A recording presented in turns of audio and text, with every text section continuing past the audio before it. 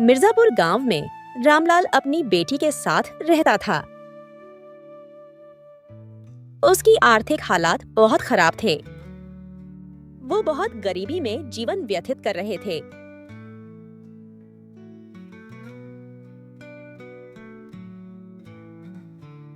उसके घर जमींदार घनश्याम आता है। ए रामलाल, बाहर निकल। तुझे कर्ज दिए हुए सालों बीत गए हैं। तूने अभी तक मेरे पैसे नहीं लौटाए। मुझे आज मेरे पैसे चाहिए, नहीं तो मैं तुम सबको धक्के मारकर घर से बाहर निकाल दूंगा। आज मैं तुम्हारी एक नहीं सुनूंगा। दया कीजिए सरकार, कल मेरा बेटा शहर से लौटने वाला है। मेरा बेटा आते ही मैं सबसे पहले उसे आपके पास भेज दूंगा और आपके सारे पैसे लौटा दूंगा। सिर्फ 2 दिन रुक जाइए। कितने सालों तक आपने इंतजार किया है, सिर्फ 2 दिन की मोहलत और दे दीजिए। बस अब बहुत हो चुका, तुम्हें बहुत मोहलत मिल गई। हर बार तुम यही बोलते हो कि तुम्हारा बेटा आने वाला है। सालों बीत गए लेकिन तुम्हारे बेटे ने गांव में कदम तक नहीं रखा। लगता है तुम मेरे पैसे लौटाना ही नहीं चाहते और ना ही तुम्हारा कोई बेटा आने वाला है। मैं अब कुछ नहीं सुनूंगा। मुझे मेरे पैसे अभी चाहिए, नहीं तो इस घर से बाहर निकलो। नहीं सरकार, दया कीजिए। अगर 2 दिन में आपके पैसे नहीं मिले तो हम खुद यह घर छोड़ देंगे, लेकिन 2 दिन रुक जाइए। अच्छा ठीक है, मैं तुम्हें आखिरी 2 दिन की मोहलत देता हूं। अगर 2 दिन में मेरे पैसे मुझे नहीं मिले तो तुम्हारा सारा सामान बाहर फेंक कर तुम्हें भी इस गांव से बाहर फेंकवा दूंगा। ऐसा बोलकर जमींदार वहां से चला जाता है। पुष्पा अपने पिताजी से कहती है, भैया 2 दिन में आ जाएंगे ना। अगर इस बार भैया नहीं आए तो जमींदार तो हमें गांव से निकलवा देगा। इस बार वह हमारी एक भी नहीं सुनेगा। आज वह बहुत गुस्से में था। आपने देखा नहीं, वह तो आज ही हमें निकाल देता। तुम फिक्र मत करो बेटी, अमर ने कहा है वो आता ही होगा और उसने पैसों का इंतजाम भी कर लिया है। वह आते ही मैं जमींदार के सारे पैसे लौटा दूंगा। फिर फिक्र करने की कोई बात नहीं। 2 दिन बीत जाते हैं। 2 दिन के बाद रामलाल के घर एक आदमी आकर बोलता है, अरे रामलाल, गजब हो गया। जिस कारखाने में तुम्हारा बेटा काम करता था, उस कारखाने में बहुत भीषण आग लगी थी, जिसमें उस कारखाने में काम करने वाले जितने भी लोग थे सारे के सारे भर बहुत बुरी तरह से जल गए और खबर मिली है कि उसमें से कोई नहीं बचा और इस कारखाने में तुम्हारा बेटा भी काम करता है। ये सुनकर रामलाल के ऊपर दुखों का पहाड़ टूट पड़ता है।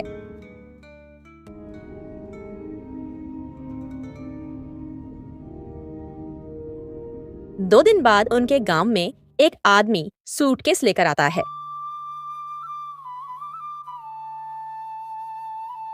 अरे भाई साहब, जरा सुनिए तो, यह रामलाल का घर कहाँ है? क्या आप मुझे बता सकते हैं? तुम कौन हो और कहां से आए हो? इस गांव के तो नहीं दिखते। आप तो भी जानते ही होंगे कि रामलाल के बेटे के कारखाने में आग लगने की वजह से मृत्यु हो गई थी। बेचारा दूसरे दिन गांव आने ही वाला था। उससे पहले यह दुर्घटना हो गई और कारखाने के मालिक ने उनके परिवार वालों के लिए भी पैसे दिए हैं। मैं उसके वही पैसे उसके पिताजी रामलाल जी को देने आया हूं। यह सुनकर जमींदार के मन में लालच जाग जाता है और वह सोचता है, क्यों ना मैं इसे बोल दूं कि मैं ही रामलाल हूं और इससे पैसे ले लूं। वैसे भी रामलाल ने मुझे कर्जा लिया है, वह खुद तो मुझे चुकाने से रहा।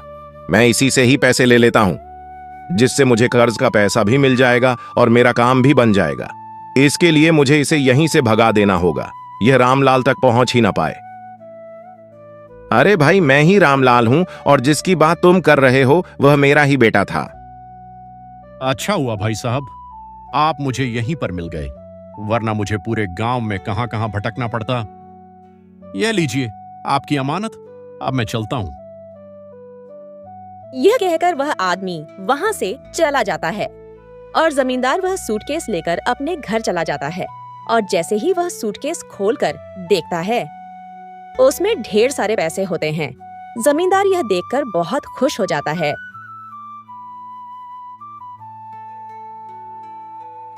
मुझे तो कुछ समझ में नहीं आ रहा, अब हमारा गुजारा कैसे होगा।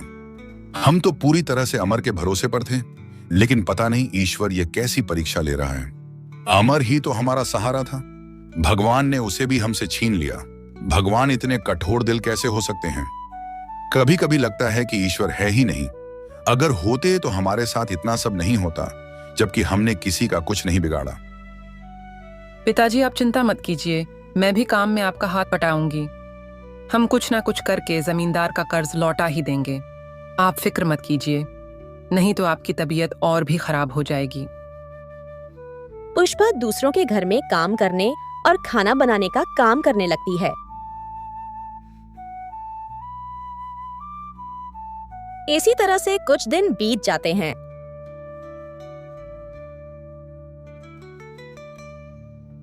एक दिन पुष्पा पानी लेने जमींदार के कुएं पर जाती है।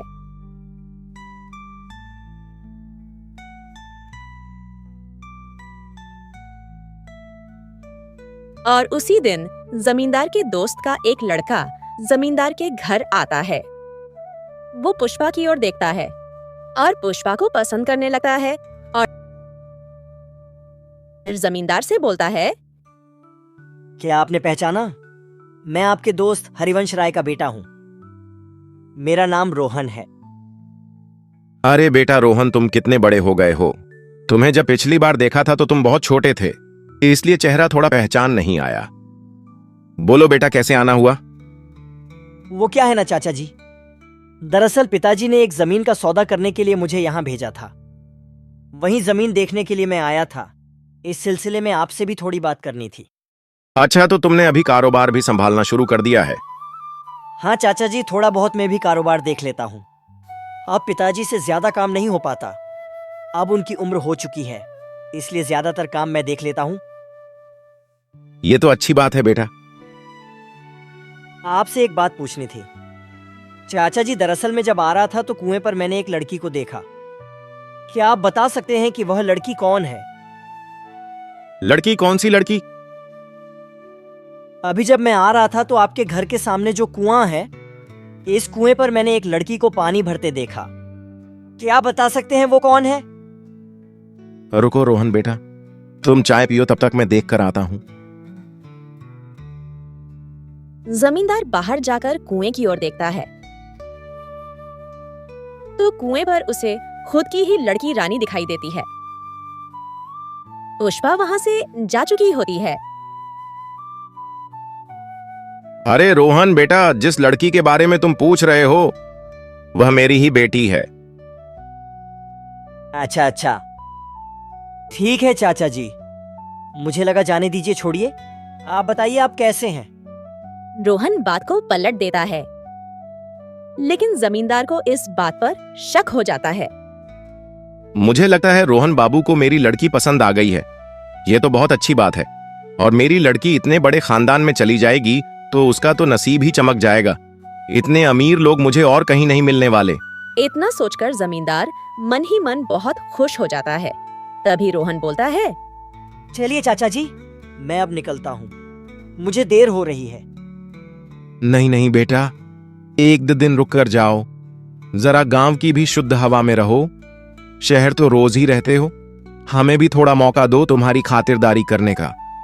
नहीं चाचा जी, इस बार नहीं, अगली बार आऊंगा तो रुकूंगा। इतना कहकर रोहन वहां से चला जाता है। पिताजी, मैंने गांव में एक लड़की देखी है और मुझे उसी से शादी करनी है। मुझे वो लड़की बहुत पसंद आई। अरे बेटा, तुम किसी लड़की की बात कर रहे हो? पिताजी, वह आपके गांव के दोस्त हैं ना, जिनके यहाँ आपने मुझे आज भेजा था।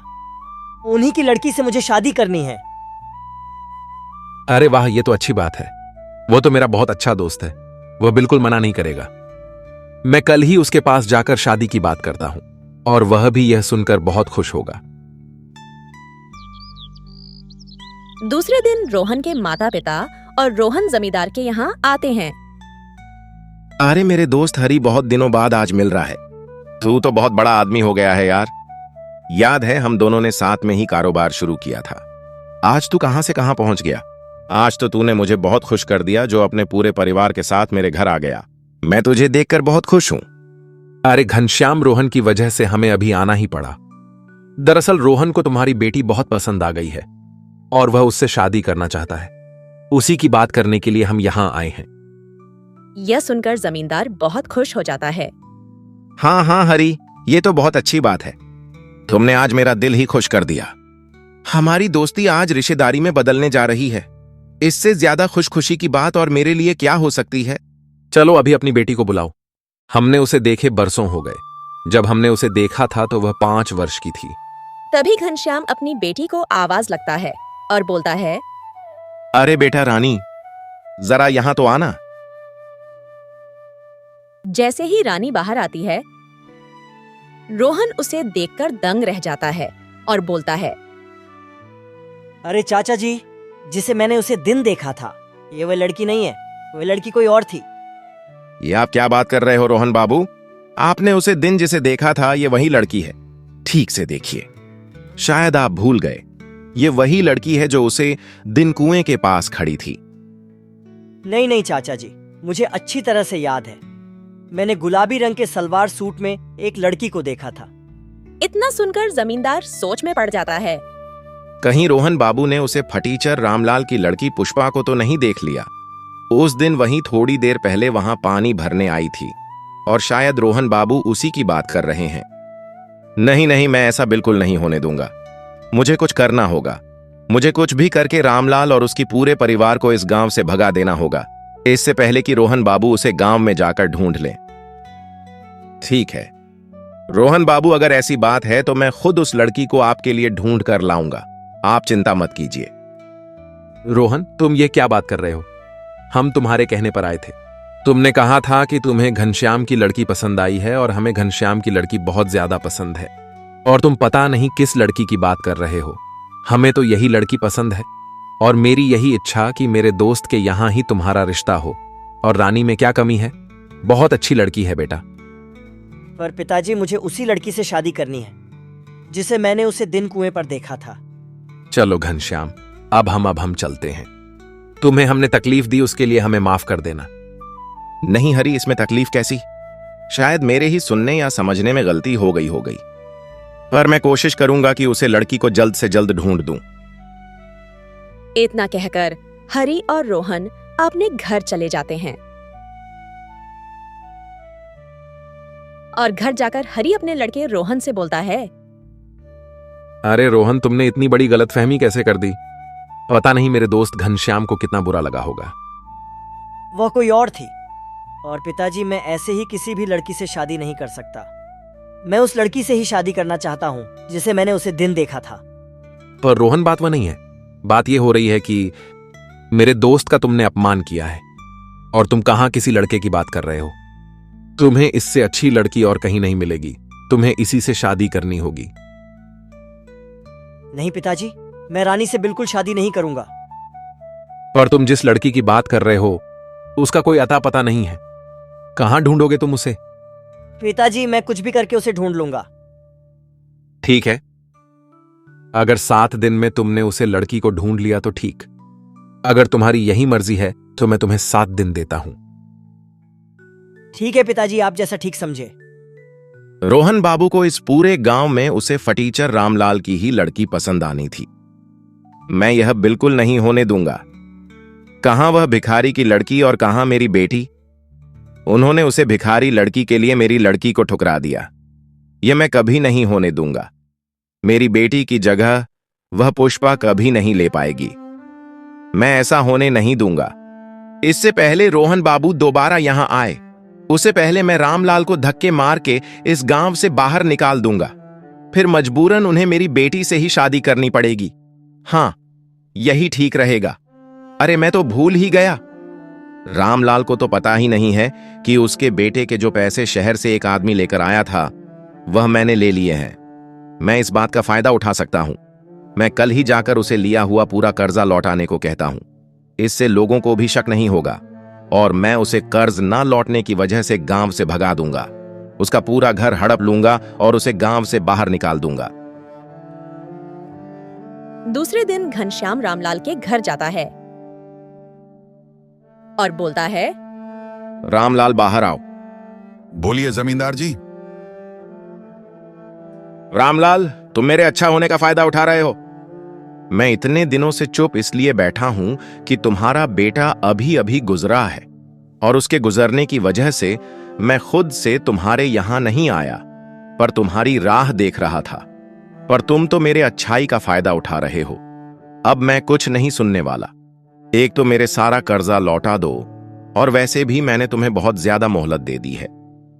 जमींदार जी, तभी मैं अचानक इतने सारे रोहन पैसे अभी कहां से रामलाल को लौटाऊंगा? लेकर पुष्पा के घर मैं के कुछ नहीं अंदर जानता, आता है। मुझे बस मेरे पैसे चाहिए। अगर पैसे नहीं हैं तुम्हारे पास तो अभी के अभी मुझे यह घर खाली करके दे दो। मैं इसे बेचकर मेरा कर्ज वसूल कर लूंगा। बस अब बहुत हो चुका। नहीं जमींदार जी, ऐसा मत कीजिए, मैं रास्ते पर आ जाऊंगा। मैं इतने दिन से तुम पर तरस खाकर तुम्हें कुछ नहीं कह रहा हूं। इसका मतलब यह नहीं है कि तुम मेरे सिर पर बैठ जाओ। अब मैं कुछ नहीं सुनना चाहता। बस तुम यह घर खाली कर दो और यहां से चले जाओ, नहीं तो मैं मेरे लोगों को कहकर तुम्हें घर से धक्के मारकर बाहर निकलवा दूं।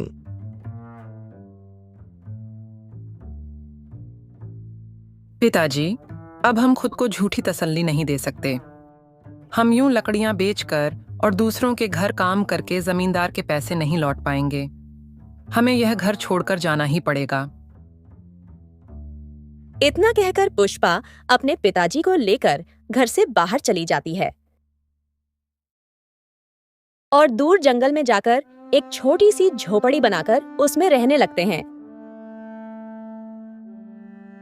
और इसी के चलते पुष्पा के पिता की तबीयत खराब हो जाती है और इसी वजह से अपने पिताजी का लकड़ी बेचने का काम पुष्पा संभाल लेती है।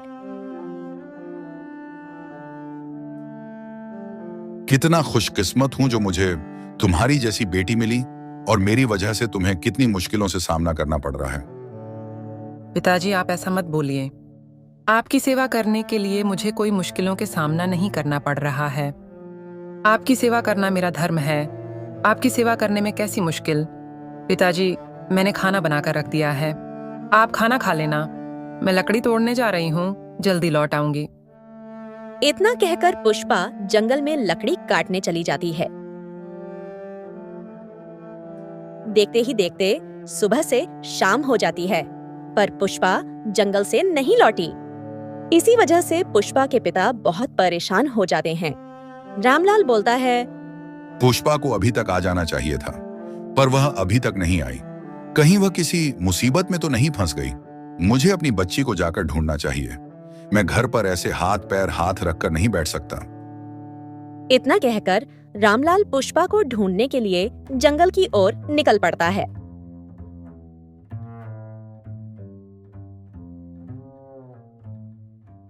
रास्ते में रामलाल की तबीयत बहुत खराब हो जाती है और वह चक्कर खाकर नीचे गिर जाता है और यहाँ पुष्पा घर पहुंच जाती है। तभी रोहन पुष्पा को ढूंढते ढूंढते रामलाल के पास आकर खड़ा हो जाता है और बोलता है, बाबा आप ठीक तो हो ना? रोहन रामलाल को वो उठाता है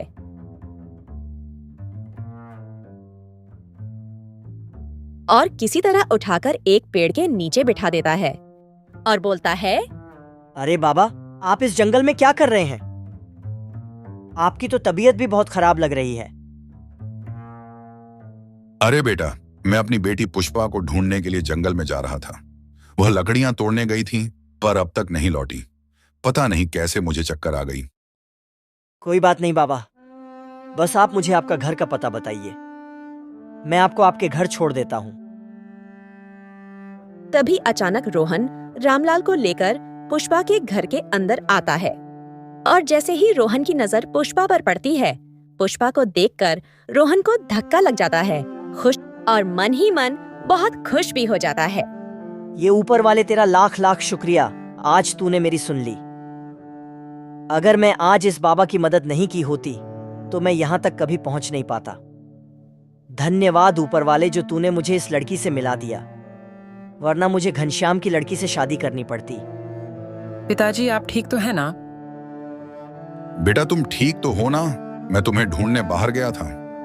पता नहीं कैसे मुझे चक्कर से आ गए थे और मैं बीच राह पर गिर गया था। तभी इन्होंने मेरी मदद की और मुझे घर तक लेकर आए। अगर यह वहां नहीं होते तो पता नहीं मेरा क्या होता। आपका बहुत बहुत शुक्रिया। आपने मेरे पिताजी की मदद की। मैं हमेशा आपकी शुक्रगुजार रहूंगी। बाबा, आप गांव के बाहर इस जंगल में इस ऐसी छोटी सी झोपड़ी बनाकर क्यों रह रहे हैं? तब रामलाल अपनी सारी आप बीती बताता है और जमींदार की सारी करतूत भी बता देता है और अपना बेटा कारखाने की आग में खो दिया यह भी बताता है। ये सुनकर रोहन बोलता है, बाबा, वह कारखाना मेरा ही था। मैं ही उसे कारखाने का मालिक हूँ। दरअसल तकनीकी खराबी की वजह से वह आग लगी थी। उसमें काफी लोग मारे गए थे, लेकिन मैंने मुआवजे के तौर पर सभी परिवारों को 2 लाख रुपए भिजवाए थे। क्या आपको वह पैसे नहीं मिले? बेटा, यहाँ तो कोई भी नहीं आया, हमें कोई पैसा नहीं मिला। अगर मिल जाते तो तुम ही सोचो, हम यहाँ जंगल में हो क्यों होते। मैंने तो अपने आदमी को कहकर पूरे पैसे भिजवाए थे। जरूर कुछ गड़बड़ है, मुझे इस बात का पता लगाना पड़ेगा। बाबा, आप बिल्कुल फिक्र मत कीजिए, मुझे 2 दिन का वक्त दीजिए। मैं इस बात का पता लगाकर आपको आपके पैसे दिलवा कर रहूंगा। दूसरे दिन रोहन अपने आदमी को लेकर रामलाल के घर आता है और पूछता है। वह आदमी साफ इनकार कर देता है और बोलता है, नहीं साहब, मैंने वह पैसे इनको नहीं दिए। मैंने वह पैसे रामलाल नाम के आदमी को दिए हैं। उसने ही कहा था कि उसका नाम रामलाल है और मैंने वह सूटकेस उनके पास दे दिया था और वहां से चला गया। मुझे नहीं पता था कि वह मुझसे झूठ बोल रहा है। मुझे माफ कर दीजिए, मुझसे बहुत बड़ी गलती हो गई। क्या तुम मुझे बता सकते हो कि वह आदमी कौन है जिसको तुमने पैसे दिए? हाँ साहब, मैं अगर उसे देख लूं तो मैं उसको पहचान जाऊंगा। मैं तुम्हें 2 घंटे का वक्त देता हूं। पूरे गांव में पता करो कि वह पैसे तुमने किस दिए, और मुझे जल्द से जल्द वह इंसान चाहिए जिसके तुमने वह पैसे दिए। थोड़ी देर बाद वह आदमी दौड़ा दौड़ा आता है और बोलता है, मालिक, मैंने पता कर लिया। उस आदमी का नाम रामलाल नहीं घनश्याम है और वह इस गांव का जमींदार है। उसी ने मुझसे झूठ कहा था कि वो रामलाल है और सारे पैसे मुझे ले लिए थे। इतना बड़ा धोखा मैं सोच भी नहीं सकता कि जमींदार इतना गिर सकता है। उसने मेरे बेटे के सारे पैसे खुद रख लिए और ऊपर से हमें घर से निकाल दिया। बाबा, आप फिक्र मत करिए, मैं सब ठीक कर दूंगा। रोहन मन ही मन सोचता है। अच्छा तो ये बात है, अब मेरी पूरी बात समझ में आ गई। अपनी बेटी की शादी मुझसे करवाने के लिए उन्होंने जानबूझकर पुष्पा के घर वालों को गांव से बाहर निकाल दिया ताकि मैं उसे कभी ढूंढ ना सकूं और मेरी शादी उसकी लड़की रानी से हो जाए। अच्छा तो अब मैं देखता हूं इसे कैसे सबक सिखाना है। बाबा, आप चिंता मत कीजिए, मैं सब ठीक कर दूंगा। जमींदार को कैसे सबक सिखाना है आप सब मुझ पर छोड़ दीजिए, मैं सब ठीक कर दूंगा। फिर रोहन अपने आदमी को लेकर जमींदार के घर जाता है। जैसे ही जमींदार उसे आदमी को देखता है, हक्का बक्का रह जाता है। तभी वह आदमी बोलता है, साहब, यही है जिसने मुझे कहा था कि यह रामलाल है। मैंने इसी को पैसे दिए थे। यह सुन जमींदार के पसीने छूट जाते हैं। वह रोहन के सामने बहुत शर्मिंदा हो जाता है। चाचा जी, ये सब आपने किया है। मुझे तो यकीन नहीं होता आपने एक गरीब आदमी के हक का पैसा उससे छीन लिया। आपको पता है अमर के पिताजी को कितनी तकलीफ झेलनी पड़ रही है, और इतना ही नहीं, आपने उनसे पैसे लेकर भी उन्हें इस गांव से बाहर निकाल दिया। आपने तो इससे सारे पैसे ले लिए थे, फिर आपने ऐसा क्यों किया? जवाब दीजिए। रोहन बेटा, मुझे माफ कर दो, मुझसे गलती हो गई। मैं पैसों के लालच में आ गया था और अपनी बेटी के मोह में अंधा हो गया था, इसलिए मैंने ऐसा किया। जब तुमने उस लड़की के बारे में बताया तभी मैं पहचान गया था कि वह लड़की कोई और नहीं, पुष्पा ही थी। इसलिए मैंने यह चाल चली और पुष्पा और उसके पिताजी को इस गांव से निकाल दिया ताकि तुम्हें वह लड़की नहीं मिले और मजबूरन तुम्हें मेरी बेटी से शादी करनी पड़े। मुझे माफ कर दो बेटा, मैं बहक गया था। तभी हरिवंश राय वहां पर आ जाता है। उसे भी यह सारी घटना पता चल जाती है और वह भी जमींदार को बहुत खरी खोटी सुनाते हैं। और फिर रोहन और उसके पिताजी पुष्पा के घर जाते हैं और सारे पैसे उसके पिताजी को देते हैं और उसके पिताजी से पुष्पा का हाथ भी मांगते हैं।